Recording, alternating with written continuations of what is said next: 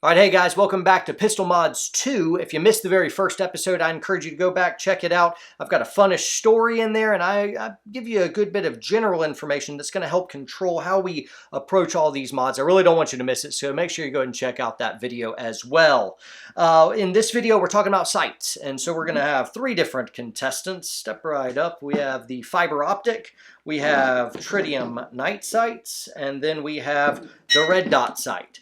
I'm not going to exhaustively go in any of these. I'm just going to real quick down and dirty. What are they for, and what do I usually like? Now, obviously, I've got all three of them. I actually like all three of them, but what do I everyday carry? What do I recommend for you guys, and why? It's going to depend on your context, what you're trying to accomplish, but let's go ahead and jump into the very first one.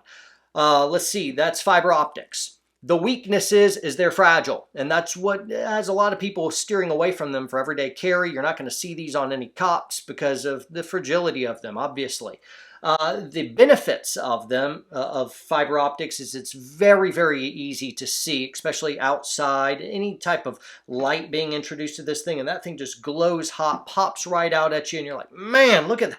You just find your dot very, very quickly and easily. And that's why competitive shooters love these things. I like them a lot more than I used to, because now I recognize man, all right, they're not quite as fragile once you figure out exactly how to put this fiber optic in so it doesn't just keep wiggling and falling out.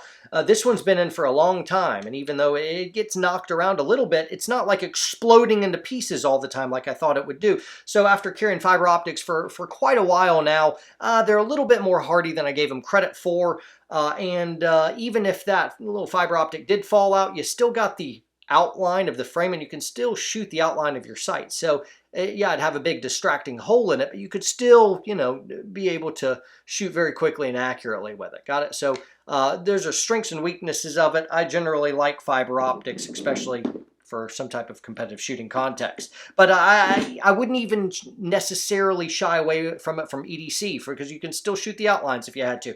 Now, the difficulty comes in when you're shooting in a low light environment. So a lot of folks will immediately run to night sights. So, hey, if you're not competitive shooting, if it's a defensive gun, let's run to night sights. And that makes a lot of sense, right? These are really tough, durable sights. They're going to stay with you. And the little tritium ampules in them glow hot so that in pitch black darkness, you can still pick up your sights. Now, I like tritium sights. They're on every cop's pistol in the United States. Yay for tritium. I can see them under night vision as well, if in the event that I didn't have a red dot sight, which would be even better. But I do think in the mix of it all, I think they're a little bit overrated. I'm not saying don't get them. Please don't let the internet explode over that comment. But the reason why I say that is you have to have sufficient light to be able to see what you're shooting at. You don't just, as a good guy, shoot at shapes and shadows. You need adequate illumination to acquire, identify, and engage your target. And if you have enough illumination to see your target, you can virtually always see the outline of your sights, meaning you're never actually really needing your tritium dots. Usually if you're using your tritium dots, it's a dark shadow and you can't even identify the target, which means you got to either, illuminate, and then if you illuminate, whether it's here or whether it's in a handheld light, then there's sufficient illumination for you to see the angles of your sights again. So if I didn't have tritium on me, it's not the end of the world. I'm still going to be able to fight in low light environments. Cool. Because of the pistol light or because of this guy right here.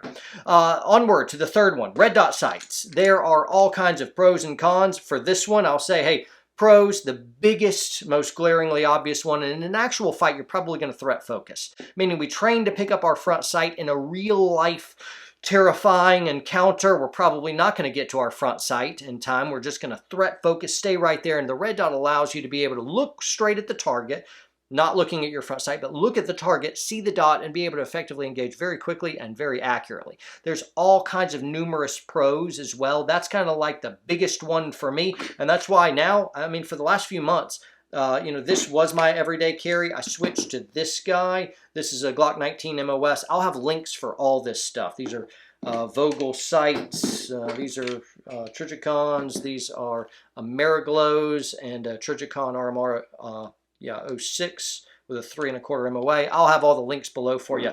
The big weaknesses is this. Oh, man. Without a perfect draw stroke, you're not shortcutting your number 2. Without a perfect draw stroke, you can present this pistol and not see the red dot at all.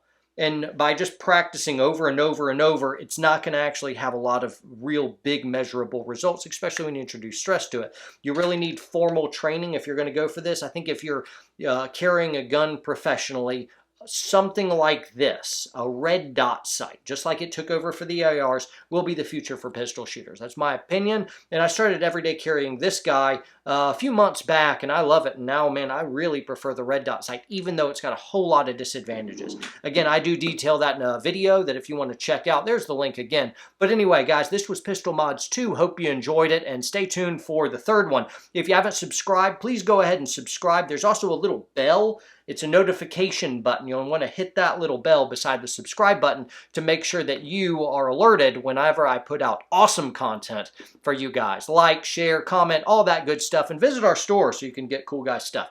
How about some sales plugs right there at the end? You guys forgive me, right? Train hard, train smart. See you guys.